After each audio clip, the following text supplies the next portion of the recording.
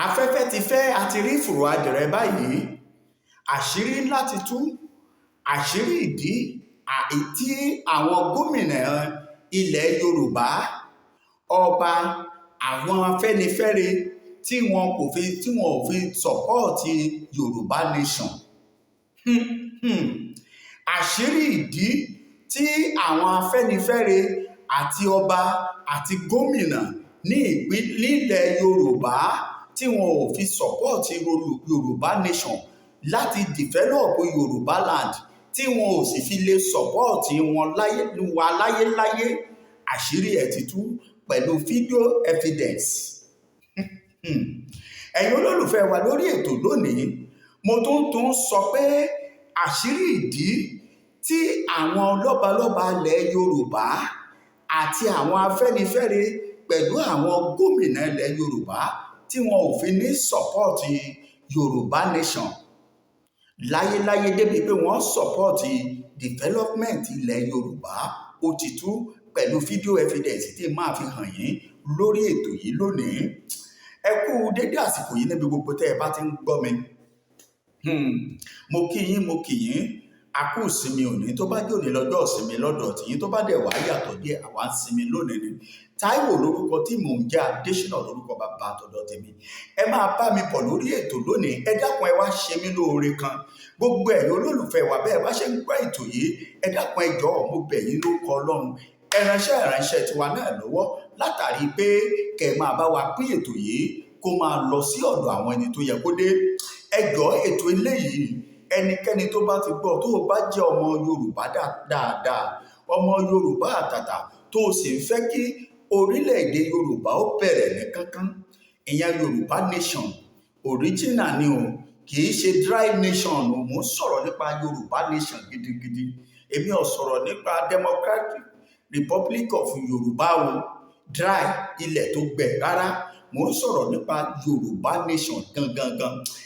Jọ̀ọ́ bó o bá ṣe ń wo fídíò yìí, bíi pé ọba mi sẹ́ǹdì fídíò yìí, ọba mi share fún bí èèyàn bíi 20. Ẹ dákun torí Ọlọ́run. Kí nìdí? Ìdí ni pé ohun tẹ́ ẹ máa gbọ́ lórí ètò yìí lónìí, á yà yẹn lẹ́nu. Wípé àṣé àwọn kan wà nínú ìran Yorùbá tí wọ́n ti ń mákẹ́ẹ̀tì Yorùbá nation fún ọjọ́ pípẹ́. Kí wá nìdí tí wọ́n fi ń mákẹ́ẹ̀tì Yorùbá nation? Ìdí àtìtúmọ̀ ni wípé wọ́n fẹ́ kí development ó dé sílẹ̀ Yorùbá, tí wọ́n sì ti bẹ̀rẹ̀ ìrìn àjò yìí tí kìí ṣèlé, tí kìí ṣàná, tí kìí ṣe jẹta. Kódà kò í ṣe ọdún díẹ̀ pẹ̀lú fídíò evidence tí wọ́n sì ṣe títí di àkókò tí à ń sọ̀rọ̀ yìí tí mo ti kú lẹ́nu ẹ̀. Àmọ́ síbẹ̀síbẹ̀ àwọn ọba Yorùbá, àwọn Afẹ́nifẹ́re ni wọ́n kọ̀ láti bá wọn fọwọ́sowọ́pọ̀. Kí lẹ wá ní kí wọ́n ṣe? Ẹ wò lórí ètò yìí lónìí, bẹ́ẹ̀ bá ti ń wò, ẹ máa lọ sí comment section, ẹ máa lọ comment síbẹ̀.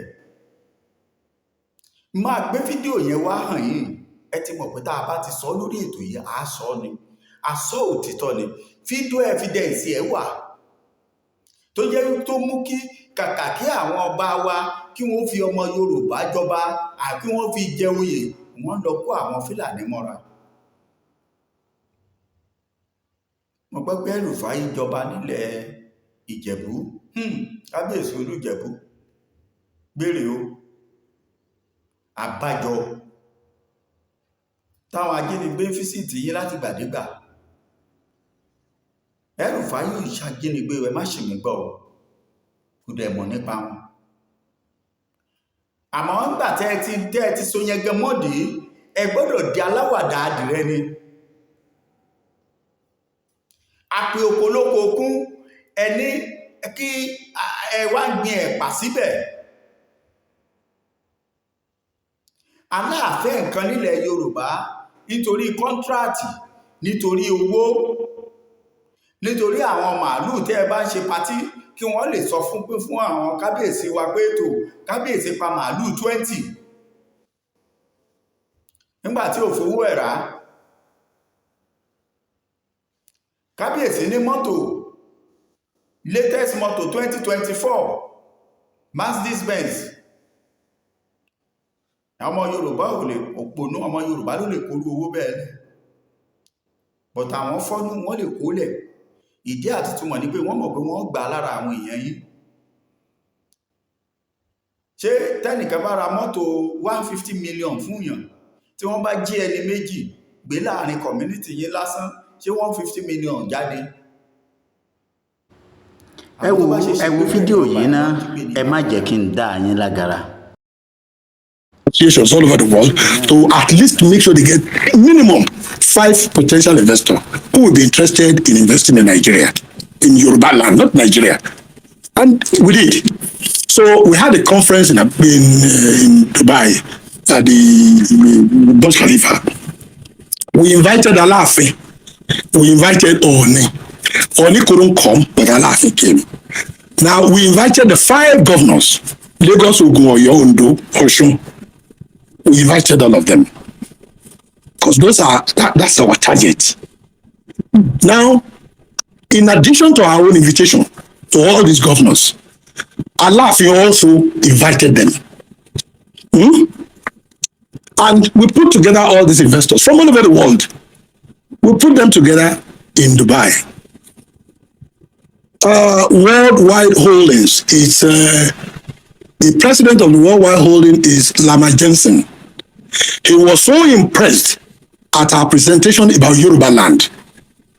So because everything, we identify everything in Yoruba land, mineral resources, agriculture, and all this sort of things. It's just exactly the same thing we try to do now. He was impressed. He alone promised Alaafin that $100 billion on the platform for Yoruba land. Whatever you want in Yoruba land, he was ready to do $200 billion. I'm not talking in terms of million, $1 billion. And Alaafin was like, if you can give us an aeroplane to start Ududua airline, we can even start with that. He said, done. That Alaafin should get the necessary documents for it. And Alaafin agreed. We were to construct train around Yoruba states alone. Yoruba states alone. And a big mall in Osogbo as the center of Yorubas. Alaafin himself agreed to all this.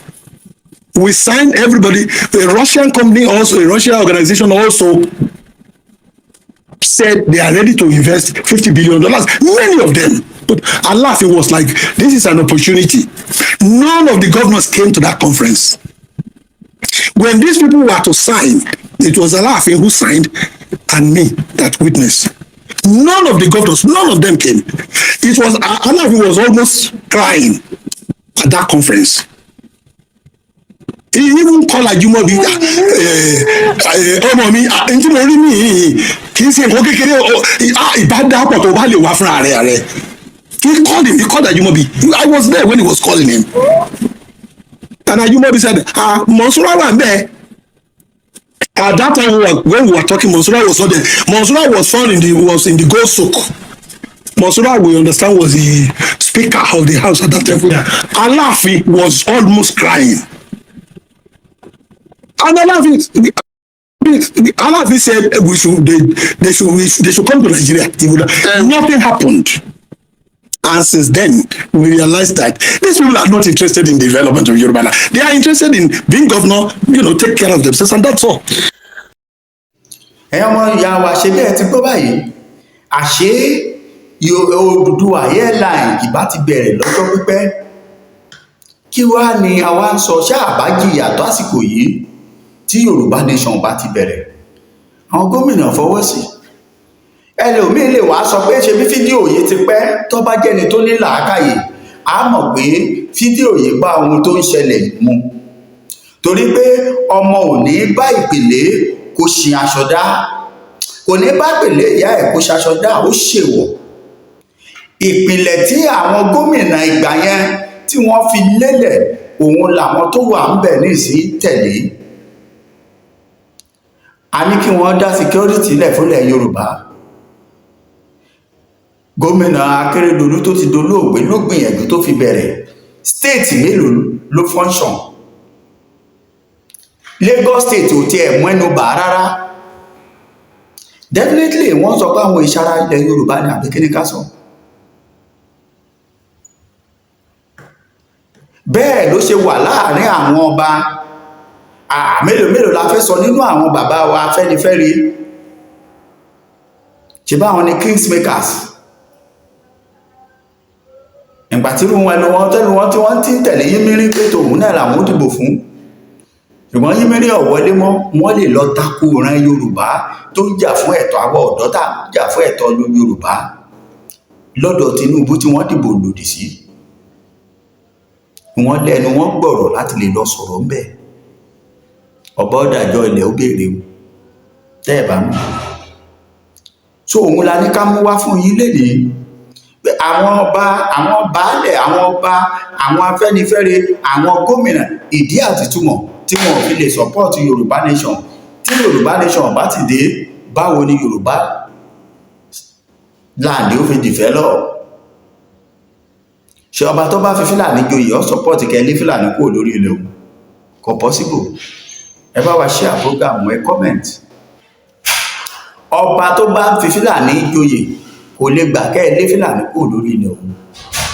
Àbí baálẹ̀ tó kó màálù sọ́dọ̀ Fúlàní kò lè gbà, torí lójú wọn ẹ fẹ́ dín wọn lẹ́nu jẹ ni. Ẹ dákun ẹ bá wa share program lórí ìkànnì yìí. A máa dúpẹ́ lọ́wọ́ yín. Ẹ ránṣẹ́ wa lọ́wọ́ o. Ẹ bá wa share, ẹ bá wa comment, ẹ like wa. Ẹ ṣé púpọ̀. Ohun títún lẹ tún gbọ́ yìí o, pé àwọn ọba, àwọn Afẹ́nifẹ́re, àwọn gómìnà, ìdí àtìtúmọ̀ tí wọ́n fi lè support Yorùbá nation david development ilẹ̀ Yorùbá, òun la ní ká tún mú yín wá, mú fún yín wá fún ní. A pàdé lẹ́gbàá mi. Ó dàbọ̀. Táíwò mò ń jẹ́ Adésínà lórúkọ bàbá àtọ̀dọ̀ mi. Ó dàbọ̀.